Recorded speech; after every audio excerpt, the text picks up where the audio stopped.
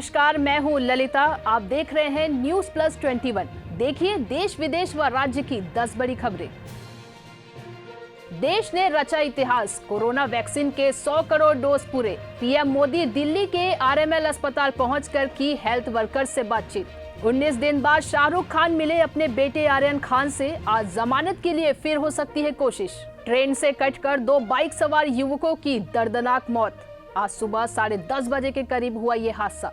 केंद्रीय कर्मचारियों को दिवाली से पहले मिल सकती है बड़ी सौगात। कैबिनेट बैठक में डीए बढ़ाने का किया जा सकता है ऐलान। एमपी के भिंड में एयरफोर्स विमान क्रैश, जमीन के अंदर धंसा विमान।